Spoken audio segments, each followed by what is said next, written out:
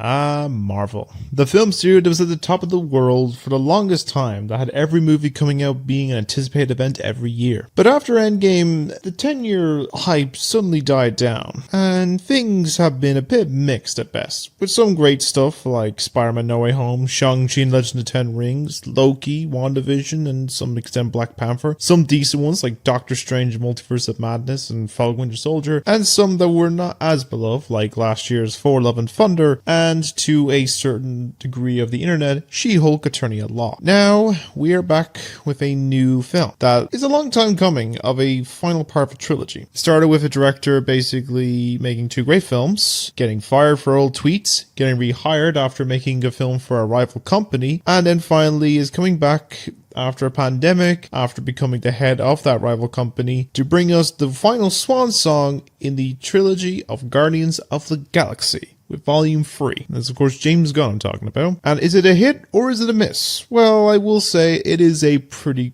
great hit that caps off a great trilogy. We're the Guardians of the Galaxy. So just give context where we last seen the Guardians. They were brought back to life by the help of Rocket and Nebula, as well as the Avengers from the snap caused by Thanos. We've then seen the case they went off on a journey with Thor to find himself, as well as them to find Gamora. And then soon afterwards we saw in a holiday special that Mantis and Drax helped Peter Quill cheer up in the holidays by, kidnapping Kevin Bacon and use him as a Christmas present. So yeah, it's a bit of a dysfunctional thing, but you get the gist of it. So to basically give the breakdown the plot for the third movie, it is as follows. Still reeling from the loss of Gamora, Peter Quill, played by Chris Pratt, must rally his team and defend the universe and protect one of their own. If the mission is not completely successful, it could lead to the end of the Guardians of the Galaxy as we know it. Now, it's a good starting structure of a basic synopsis there. It explains a dilemma of one or two aspects, like there's a new threat, one of the Guardians' lives is at stake, and others trying to find someone dear to them. And for that to build out a strong story over time that might at least, give a good conclusion to something, one that might fix something, and you get the gist of it. But by the end of it, you do feel that strong, odd family that we all started with in the beginning of Volume 1, all come together as a really strong family that feels like outcasts coming together at the end of it all by Volume 3. And sure, there's a lot going on at once. It feels a little all over the place for certain aspects, but by the end, it does come together one way or another.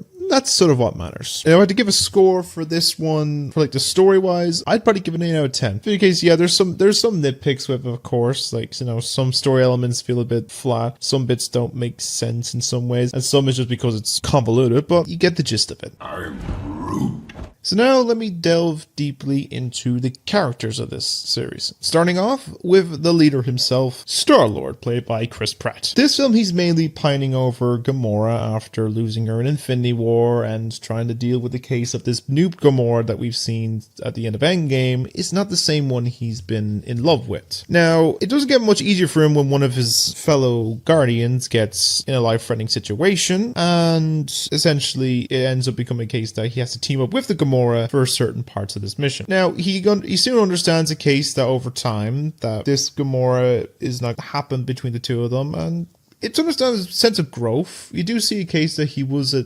incompetent idiot a little bit in the first movie, and a bit in the second one, but he's kind of over time since the first movie, he's grown to be more mature, understanding. He's still a bit of a goofball, he's still a bit of an asshole, but he's a lovable asshole. And I think it's a great performance overall by the end of everything of that. So yeah. Now for essentially the primary focus of this movie, and technically the main focal character of this film, Rocket, played by Bradley Cooper. So for most of the series, we don't know much about his backstory because he's kind of a bit of a closed off character who will basically become a jerk to anyone who asks. But with this new one, we finally get a focus of his tragic and pretty much dark backstory of his creation by the High Evolutionary, his purpose to that villain, as reason why he's so smart and quite tech savvy with essentially obtaining bits and pieces and turning it into weapons or important useful items, and showing how he survived this long. It's more of a case case what they did with him is a really heart-wrenching emotional backstory, and you can see the case of that, like, you know, his life has just been one long pain. But personally, his performances is really great, and I hope to see more of him in the future. Now, the character I see who's also had the biggest development in this film and over this series would have to be Nebula, played by Gillen.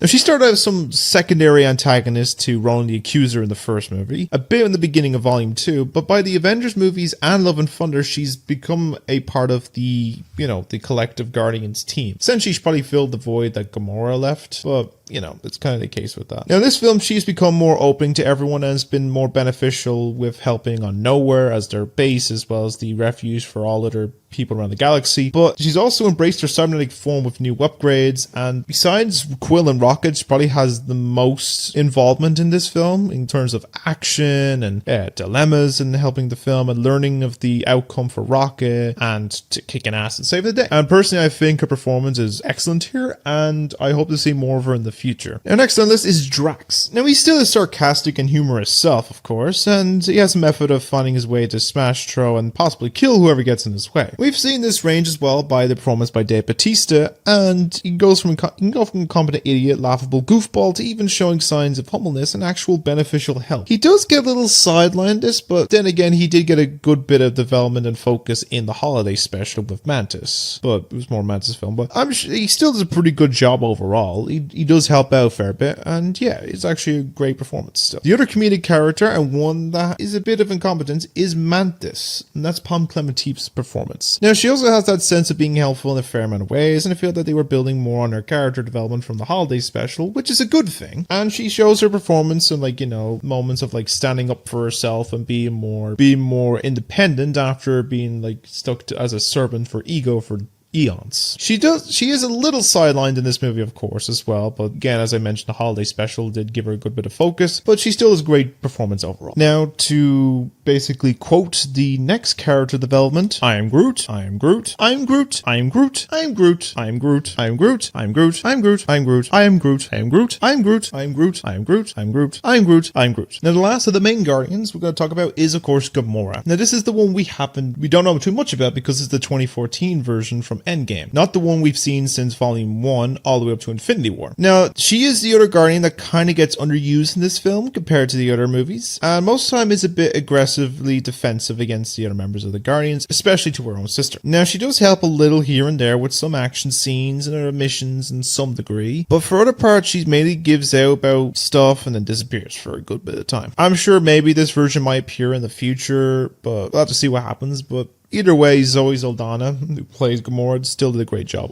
nonetheless. Now let's talk about the villain, and personally, one of the better villains in the series, the High Evolutionary, played by Chukwudi Iwuji. Now, this villain mainly sees himself as sort of a god, as he's created and fully formed his own form of planet Earth, made of anthropomorphic animal cross-species. And this was by the help of his smartest creation of Rocket, and now he's desperate to get him back whatever means necessary, even if it means nearly killing him. Now, he is a mix of a villain that is evil for evil's sake, point for his evil deeds, and he does a great job at this performance. Like, he could be, you know, calm, collected, but also kind of scary and a bit over serious, and he does a great performance on the things. Now, collectively, this is 3 different extra characters, but I want to put them together because this is the group that Rocket ends up assigned with in his flashbacks, and that is Group 89. It consists of 3 other members: Floor, a small white rabbit; Teefs, a giant walrus; and Lila, an otter, and the acquaintance that Rocket grows the most fondness of, who've all had some form of cybernetic robotic attachment to them after being upsettingly experimented on by the High Evolutionary. While they may be seen as some sort of side characters, they would be seen more as the only hopeful piece in that dark and upsetting time for our favorite anthropomorphic raccoon. And they had each other's back and hoped that one day they can get out there and blast off into the great unknown together. As this is where a good bit of the wholesome emotional parts of the movie came into play, and they really did a great job showing that while the situation around them was bleak and depressing. But them having each other is in the moment of peace and freedom that they deserve was just really emotionally well done. Now let's talk about the character that was teased in one of the 5 post-credit scenes of Volume Volume 2, and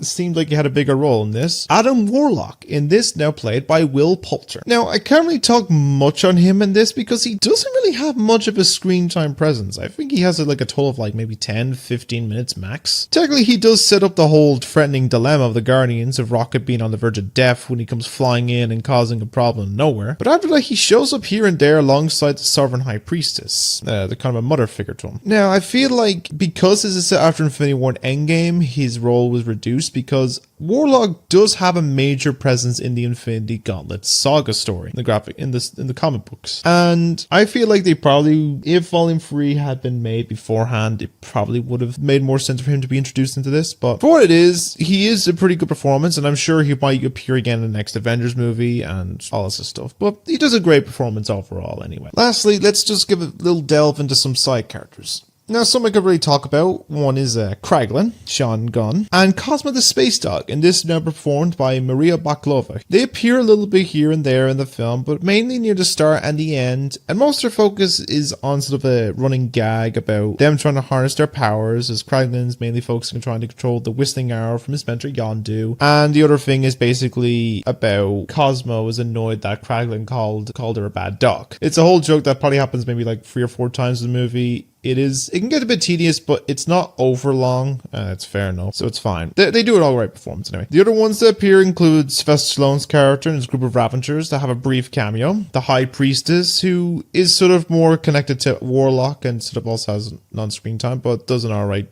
job. And sort of big names that may have appeared in this property from Gunn, but I don't want to spoil it, but they do a great performance overall. Now, overall, most of the characters do get a fair bit of screen time, and they have a purpose, and while some feel sort of underutilized from the previous films, it's only a small amount. It could be easily excused, especially with some of the other entries to build upon as characters and round them out at the end. To score this one, I'd probably give it a good 9. Some characters, of course, get underutilized, and that probably brings it down a bit, but, I think personally, they did an alright job with what they had going with them. I'm very popular, y'all. Like with any Guardians movie, you have a unique and creative idea to create some cool and interesting worlds, compared to like when all these super movies on Earth are just more grounded kind of thing. And the ones in this world are pretty interesting. We have some ones like we see development more of the planet of nowhere as like a giant celestial head, and is turned from like a dark gloomy place into a more upbeat and colorful world for refugees and the Guardians HQ. There's some new ones like, of course, the secondary planet Earth of anthropomorphic animals, or even a planet that's essentially like a giant living creature that's like it's all skin and fleshy looking, and it's like you question if it's alive or dead, and its body's been used into a husk to turn into a planet. But it's interesting, and I think it's really well done of what they've done with the characters and the world setting. Now, as for visuals, this is one that kind of really brings up a lot of times with superhero movies in general, or a lot of movies lately, and that's usually a lot of time they haven't really up to snuff in terms wise of like visually. Some look unfinished, some look a bit off, some look uncanny. But with this one, it does look really well done, and it's some of the best visual work as well. Sure, there's probably maybe a little odd bit here and there, but I think because it's like a cosmic adventure, it kind of works in its favor. But it does look still super great, especially when you have a lot of visuals just for the 2 of the main leads, and they make them feel like living, breathing creatures and things. And lastly, the element of respect with source material. They seem to really keep it close as they can to what they've established from the first 2 of the comics, and on to the ones including the accurate outfits, of course, from the comics. There's character designs that like keep it close to what they are in the books as well, and some worlds all of it come together to make it feel respectful to the origins of where it came from. And I think Gunn really knows what he does with like heroes and villains and everything like that, so I think he's created a really great world of entertainment to escape from our real world. And to score this one, it's definitely another 10. It's just a case of this, it's really well done, so well done the presentation on that, thanks. Now onto the writing side of things, and usually I do have good faith with Gunn's scripts, because he can work serious tones as well as comedic tones into them, like I've seen from his previous Guardians movies, his Suicide Squad film, as well as Peacemaker series. So yeah, I have a good bit of work into it. He does make them feel very comic book style writing, but also make them feel human as well, with darker tones and comedic things that I mentioned. And personally, it's a really well done writing on things. Sure, not every joke lands, and it is, you can compare it definitely that this one works much better with the serious and its goofiness side compared to Love and Thunder, where that one kind of had a bit of a case where, like, there were some laughable jokes in Love and Thunder, but it was a case where tonal shift it made it look serious in the trailers as well, with Gore the God Butcher but got overmixed. But I think, honestly, what they do with this one, it helps balance out all the characters. It makes the writing, like, very solid. Sure, there's probably some lines that sound a bit off, and some jokes don't always land, but some do give a good chuckle to it. And of course, the movie also has the first F-bomb in a movie. But yeah, it's a pretty good, strong script, and if I had to give it one, I'd probably give it 9.5. I think it did a pretty good job with that script writing. Now, if there's one thing I can agree on with any of Gunn's superhero films knows how to do well, implement properly, it's the use of its music. With the blending of classics from the last 6 decades, from like probably the 60s up to maybe the 90s or 2000s. And this one is great. Against the other Guardians film special, I'm sure we'll rank up. Me personally, I probably would say my all-time favorite one is still Volume 1 soundtrack, just from like its reasonable choices. But honestly, not to say that this one's bad, because it actually has some really great songs in it. I mean, you got Creep from Radiohead, you got Reasons from Earth, Wind and Fire, No Sleep Till Brooklyn from the Beastie Boys, which is coincidentally is the second film that Chris Pratt has starred in that has used No Sleep Till Brooklyn in this year. And of course, it ends with like Dog Days Are Over from Florence Machine and so many more ideas. There's 2 of them in place in some of the best scenes in the movie, me personally, and they all do sound pretty good. Do I wish there was some maybe I knew more? Sure, but having some more that I may have completely forgotten about, or ones that I will definitely listen to more now, is something I enjoy. Like, it's what I enjoy with the first 2 soundtracks. Some that I do remember, some that I don't, but they're great. And it's not bad for my library of music. Overall, I give that definitely a 9.5. Is that better?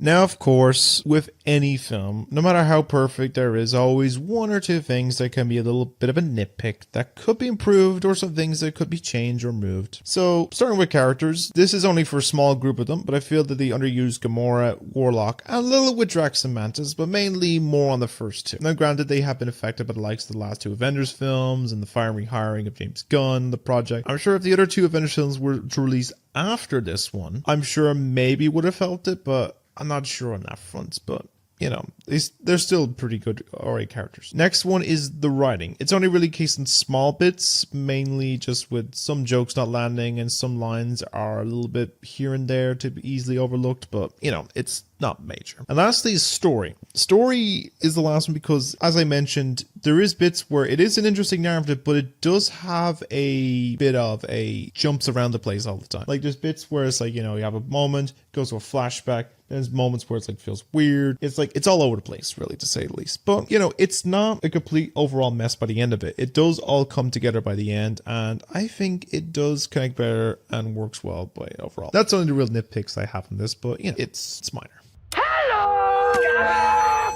But overall, at the end of the day, James Gunn has created one of the best, if not the best trilogies of the MCU. I would count Avengers in there, but, that's a quadrilogy, but technically I would say 1, 3, and 4 are the best. And it's probably some of the top content out of the newer stuff. Not to say that the newer stuff of the saga has had its share of decent content. I liked a lot of the stuff. So there's some bits are in a miss, but you get the idea. And if you have the chance or haven't seen it, there is still a chance to see on a few screenings I've seen for it still. I'm sure that will eventually come to the streaming service. Like, I'm not thinking it's going to go straight after 3 months. I'm thinking at least by Christmas, by then we'll probably see it. Seeing this film, that does give me some high hopes for what we will see with the DC universe, with James Gunn as one of the co-heads for that. And I think it's a bright future ahead for superhero films, hopefully. And I hope to see these Guardians take off once again. Maybe in the next Avengers movie, but who knows? Now, just to give a rundown of the scores: story, an 8, the characters, a 9, presentation, a 10, writing, a 9.5, and music, a 9.5. Total score, that is 46 out of 50, or a 92% score, which is an A grade. So, well done on that front. Now, I hope you enjoyed reading my ramblings of review, and I would love to hear what your thoughts are about this new movie. Have you seen it? Like, where would you rank this in the trilogy? And what did you think of the trilogy in general? Is it a great series, or can you give or take them? Do let me know what you think down below, and I'd love to hear your discussion on what your points are. But for now, until next time, I will see all you wonderful people in the next video, and, stay being wonderful, and take care, my good fellow people.